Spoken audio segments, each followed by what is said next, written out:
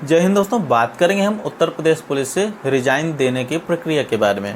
यानी मान लीजिए आप कांस्टेबल के पद पर हैं या फिर अन्य किसी भी पद पर हैं, तो आप कैसे रिजाइन दे सकते हैं, क्या क्या शर्तें होती हैं, क्या क्या नियम होते हैं।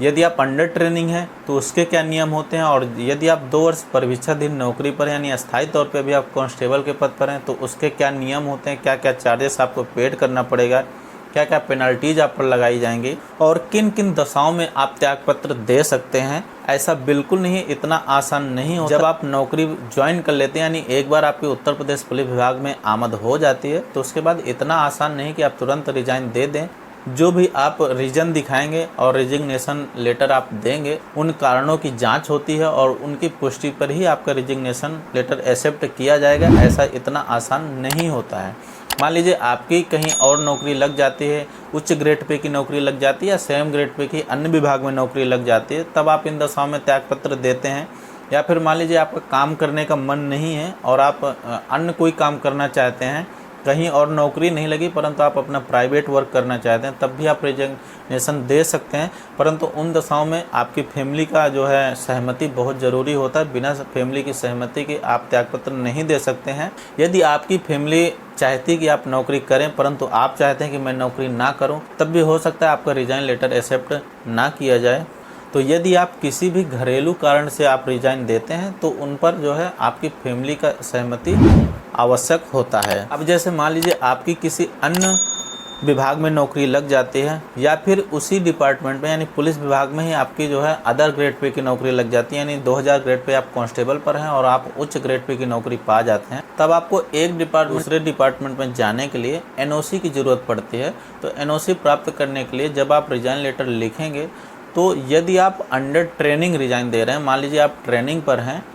तब आप अगर रिजाइन लेटर लिखते हैं तो उसमें आपको जो भी ट्रेनिंग का खर्चा होगा, क्योंकि जब आप ट्रेनिंग कर रहे होते हैं उस समय आप कोई ड्यूटी नहीं करते हैं बल्कि आप ड्यूटी करने के लिए प्रिपेयर होते हैं। एक तरह से आपको तैयार किया जाता है ड्यूटी करने के लिए। उस टाइम पे आपको सैलरी भी दी जाती है। तो अगर आप अंडर ट्रेनिंग रिजाइन देते हैं तो आपको पूरी सैलरी और प्लस जिस दिन आप रिजाइन लेटर दे रहे हैं उस दिन तक का 676 रुपये पर डे ट्रेनिंग का खर्चा आपसे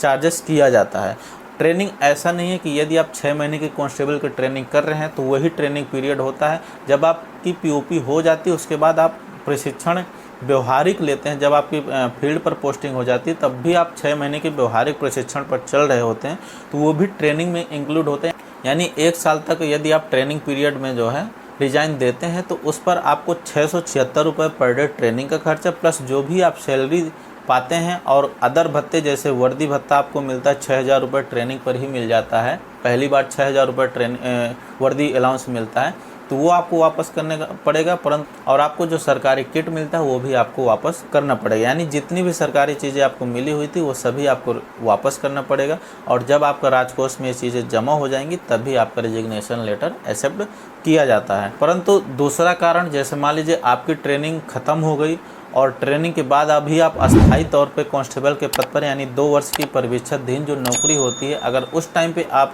रिजाइन देते हैं तब आपको केवल और केवल ट्रेनिंग का जो है चार्जेस यानी 676 रुपये पर डे के हिसाब से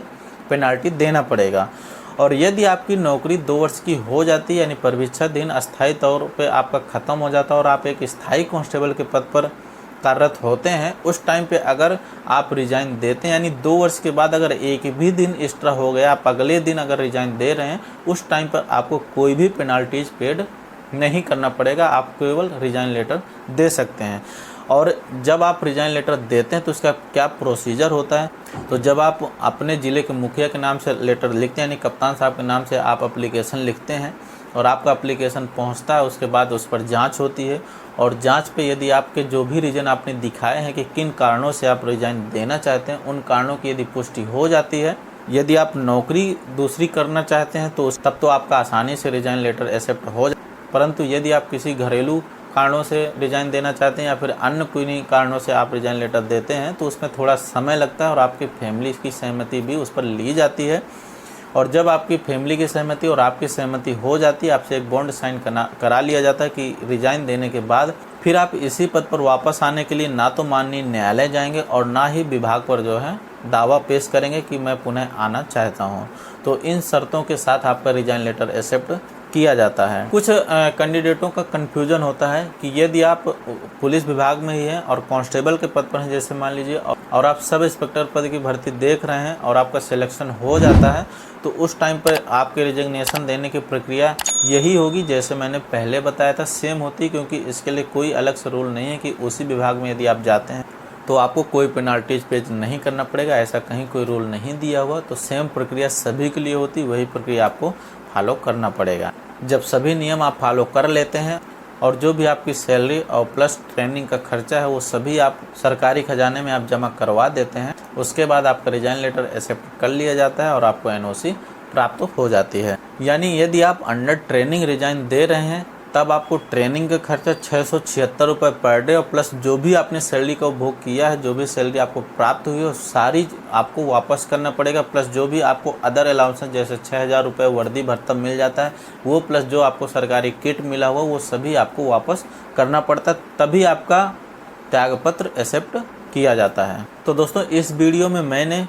रिजाइन को लेकर के संपूर्ण जानकारी देने की कोशिश की है। फिर भी अगर कोई कन्फ्यूजन है आपके मन में या कोई सवाल है तो आप कमेंट बॉक्स में लिखिए, और यदि आपको किसी अन्य सब्जेक्ट पर वीडियो